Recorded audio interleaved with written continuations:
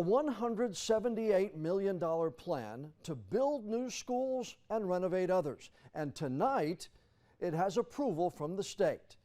WECT's Zach Solon listened in as the local government commission heard the proposal from commissioners in Pender County. Now, Zach, voters approved the bond referendum last November, so now things can actually move forward. That's right, John. I'm told the LGC's approval today is a necessary green light to get these construction projects off the ground. Still, it could be a few years before students and families in Pender County start to see results.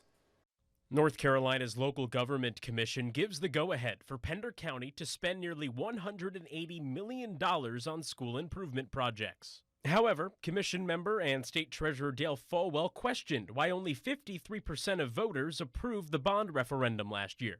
You're saying it wasn't, the margin was not a result of something in this bond project schedule that was highly controversial? County Manager David Andrews says it's the growth behind the divide, growth that needs to be kept up with. I would attribute it basically, Pender County is transitioning from rural and agriculture more to a tourism-based economy.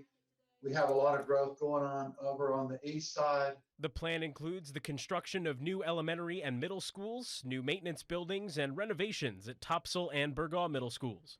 Michael Taylor with Pender County Schools says these projects will take at least 5 to 7 years to complete, but will help manage the student population.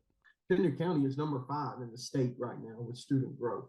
So we are outgrowing our capacity at an incredible clip. So building a new school will make a significant impact on that, and the ability to remodel the Topsail Middle School. And the plan was to have that become the freshman academy.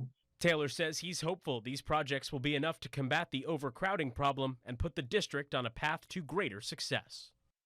Taylor says the next steps in the process include land acquisition and putting together construction plans. He says the hope is to open that K-8 school in August of 2026. Zach Solon, WECT News.